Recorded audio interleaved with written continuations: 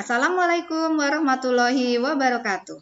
Gimana kabarnya anak-anak? Ibu harap kalian semua dalam keadaan sehat, ceria, dan semangat selalu dalam mengikuti pembelajaran.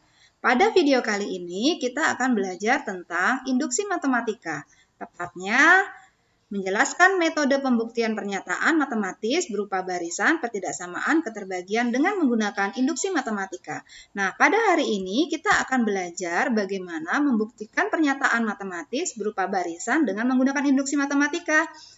Nah, sebelum kita masuk ke inti pelajaran, kita pemanasan dulu ya. Apakah kalian pernah mendengar kata substitusi? Pernah dong. Apa yuk artinya? Ya, artinya substitusi itu adalah mengganti. Ingat, makna mengganti itu kalau misalnya kamu ganti pacar, berarti pacar lama sudah nggak ada kan? Karena digantikan pacar baru. Yang jomblo jangan baper loh. Nah, sekarang kita coba substitusi dalam matematika ya. Misal ada sebuah fungsi Pn sama dengan 3n kuadrat per 4 dikurang n dikali n plus 2. Tentukan hasil dari P5. Kalian bisa lihat, yang ditanya P5, yang diketahui Pn. Maka perbedaannya antara P5 dengan Pn itu hanya bilangan yang ada di dalam kurung. Jadi untuk menjawab P5, kita tinggal mengganti N dengan 5. Nah, inilah yang dinamakan dengan substitusi. Kita tuliskan 3 dikali, N-nya di sini diganti dengan 5, jadi 5 kuadrat, per 4 dikurang, N-nya diganti dengan 5, N plus 2, N-nya diganti dengan 5. Kita kerjakan dulu yang bagian atasnya, yang pangkatnya 5 kuadrat, itu hasilnya 25. 4 dikurang 5 itu hasilnya min 1, 5 tambah 2 hasilnya 7. 3 dikali 25 itu 75, min 1 dikali 7 hasilnya min 7. Nah, karena di sini minusnya hanya 1, maka lazimnya kita menulisnya di tengah-tengah garis ya, seperti ini. Jadi kita dapatkan hasilnya untuk P5 sama dengan min 75 per 7. Gimana? Sudah paham ya? Sudah ingat kembali dengan substitusi dalam matematika? Oke, kita lanjut. Untuk soal berikutnya, PK. Nah, kalau di sini berbeda dengan sebelumnya, nomor 1 tadi N-nya diganti dengan konstanta 5, sedangkan pada nomor 2 ini N-nya kita ganti dengan variabel lain, yaitu variabel K. Kerjainnya sama aja, jadi kita tinggal gantikan N dengan K, sehingga diperoleh 3 dikali N-nya diganti dengan K, jadi K kuadrat, per 4 dikurang N-nya diganti dengan K, N plus 2, N-nya diganti dengan K. Sehingga kita dapatkan seperti ini. K dipangkatkan 2, hasilnya K kuadrat ya. Nah, sedangkan di bagian bawah, ini adalah perkalian faktor. Jadi, 4 dikurang K dikali K tambah 2, itu artinya yang di dalam kurung ini dikalikan dengan kurung yang sebelah sini. Jadi, bisa dituliskan 4 dikali K tambah 2 dikurang K dikali K tambah 2. Sekarang kita buka kurungnya ya. 4 dikali 3 dikali K kuadrat, hasilnya 3K kuadrat.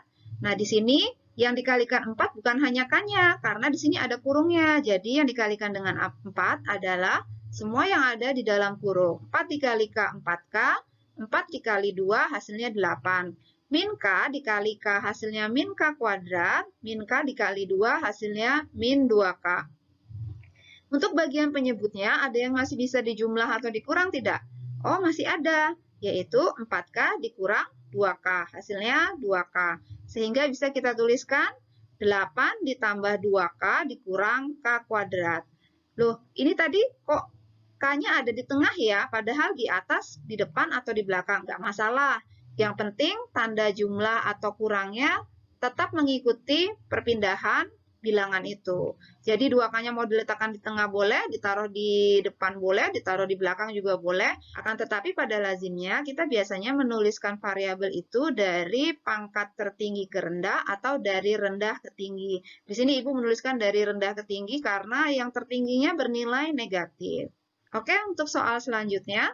PK tambah 1. Nah, di sini juga N itu digantikan dengan variabel K tambah 1. Bukan hanya K, tapi di sini K tambah 1. Jadi, yang ada di dalam kurung ini digantikan dengan semua yang ada di dalam kurung.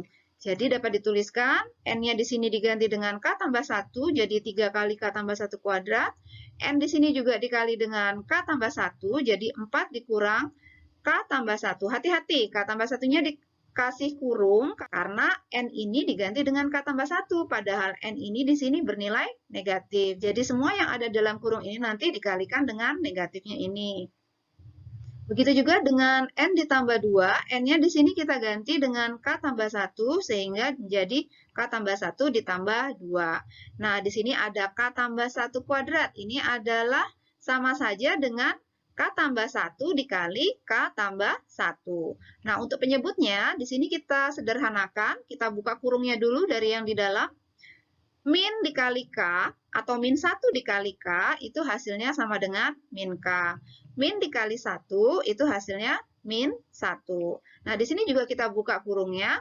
Karena di depan K tambah 1 ini tidak ada bilangan atau dengan kata lain hanya ada angka 1, maka tetap dituliskan K ditambah 1 ditambah 2. Oke, sekarang untuk yang bagian pembilang ini dikalikan faktor ya. Jadi, K tambah 1 itu dikalikan dengan K tambah 1. Jadi, K dikali dengan K tambah 1 ditambah 1 itu dikali K tambah 1. Nah, sedangkan yang di bagian bawah, ini sebenarnya bisa dikerjain sih. Ya udah, nggak apa-apa, lanjut. K dikali K itu hasilnya K kuadrat. K dikali 1 hasilnya K. 1 dikali K, K. 1 dikali 1, 1. Nah, yang di bagian bawah ada yang bisa dijumlah atau dikurang nih, yaitu 4 dikurang 1, hasilnya 3. Yang di sini juga 1 ditambah 2, hasilnya 3. Di bagian penyebut, ini ada perkalian faktor lagi. Jadi, di sini yang dikalikan K plus 3 itu semuanya yang ada dalam kurung sini. Jadi, 3 dikali K tambah 3 dikurang K dikali K tambah 3. Nah, sekarang kita buka kurungnya semua. Untuk yang pembilang, semua yang ada dalam kurung dikali dengan 3. 3 kali K kuadrat hasilnya 3K kuadrat. 3 dikali 2K hasilnya 6K. 3 dikali 1 hasilnya 3. Sedangkan untuk yang bagian penyebut juga seperti itu. Yang dikalikan dengan 3 adalah semua yang ada dalam kurung, jadi 3 kali K, 3K, 3 kali 3, 9. Min K dikali K, min K kuadrat, min K dikali 3, min 3K. Kita lihat apakah ada yang masih bisa dijumlah atau dikurang?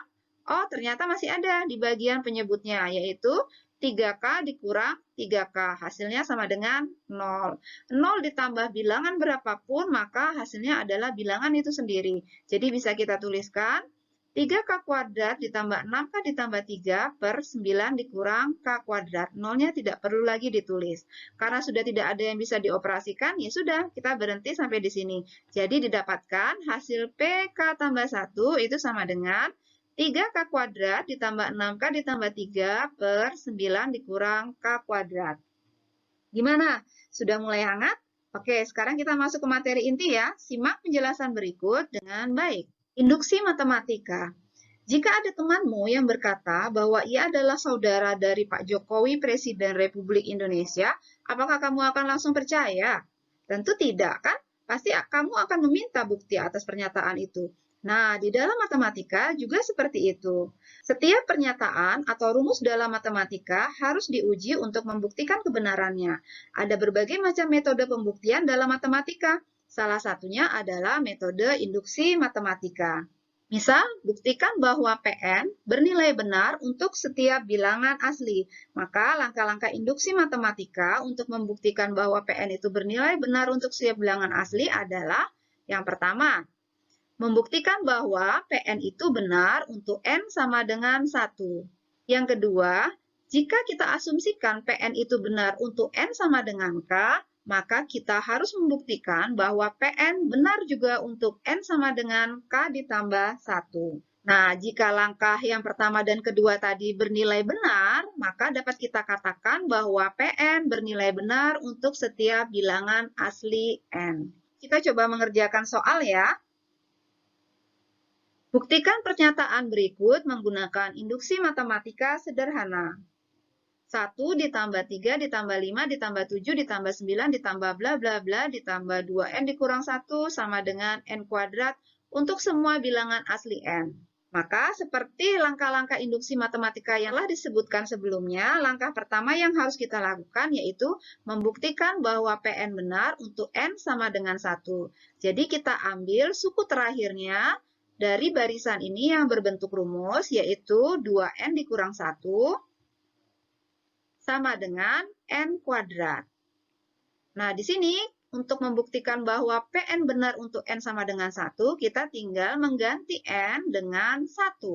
Sehingga menjadi 2 dikali 1 dikurang 1 sama dengan n kuadrat. N-nya kita ganti dengan 1 sehingga menjadi 1 kuadrat. 2 kali 1, 2 dikurangin 1. Hasilnya 1.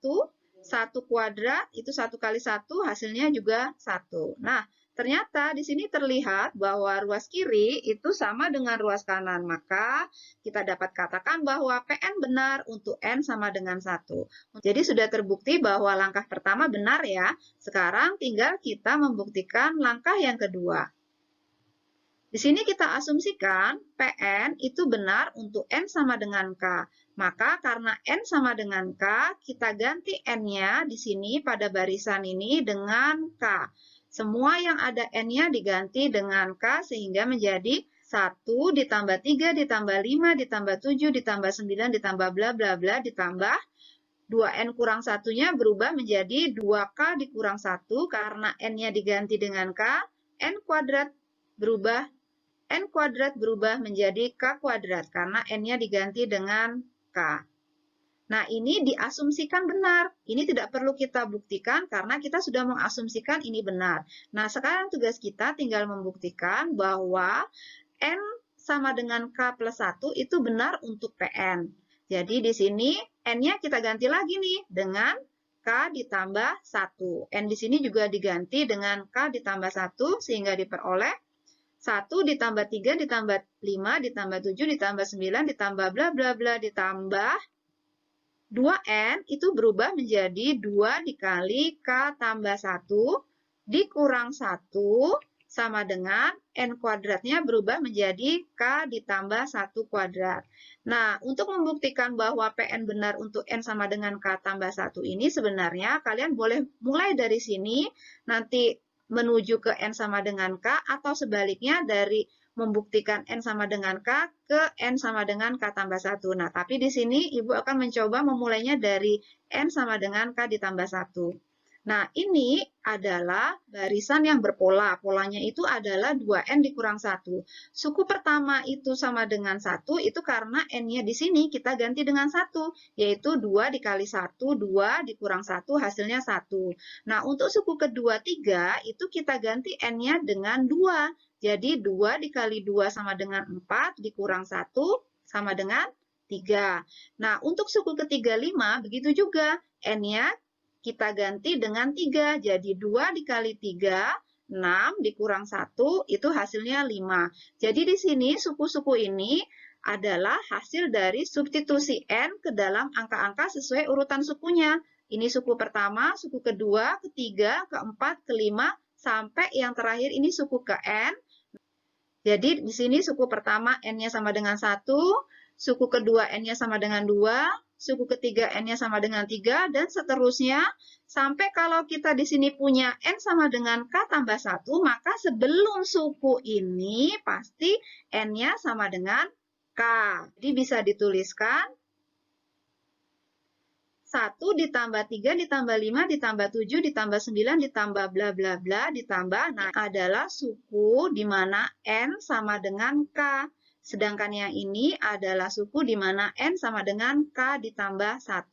Sama dengan k tambah 1 pangkat 2. Nah, kalau di sini kalian bisa lihat bahwa dari 1 tambah 3 tambah 5 tambah 7 dan seterusnya sampai tambah 2k dikurang 1, itu bentuknya sama dengan asumsi kita tadi di awal, bahwa deret ini itu hasilnya sama dengan k kuadrat. Jadi di sini dari 1 sampai 2k dikurang 1, kita ganti dengan k kuadrat.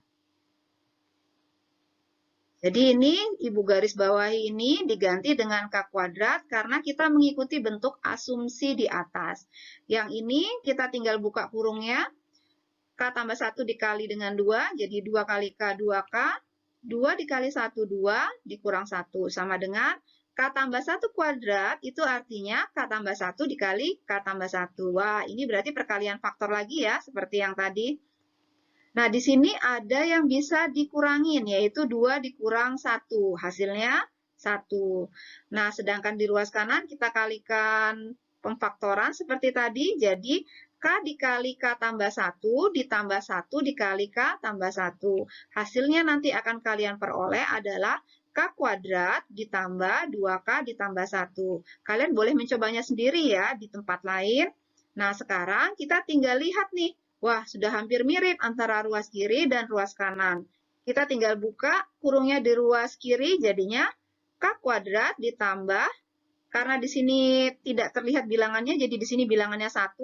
1 dikali 2K tetap 2K, 1 dikali 1 tetap 1, sama dengan K kuadrat ditambah 2K ditambah 1. Nah, sekarang kalian bisa lihat bahwa ruas kiri sama dengan ruas kanan. Nah, karena ruas kiri sama dengan ruas kanan ini, maka PN benar untuk N sama dengan K ditambah 1. Nah, karena kita sudah bisa membuktikan bahwa pada langkah pertama dan langkah kedua ini bernilai benar, maka terbuktilah bahwa 1 ditambah 3 ditambah 5 ditambah 7 ditambah 9 dan seterusnya ditambah 2N kurang 1 sama dengan N kuadrat, itu benar untuk semua bilangan asli N. Gimana? Tidak sulit kan? Dibutuhkan sedikit kreativitas dan kejelian kalian untuk membuat bentuk persamaan menjadi bentuk kesamaan di mana ruas kirinya sama dengan ruas kanan. Nah, sekarang giliran kalian nih untuk menunjukkan keahlianmu.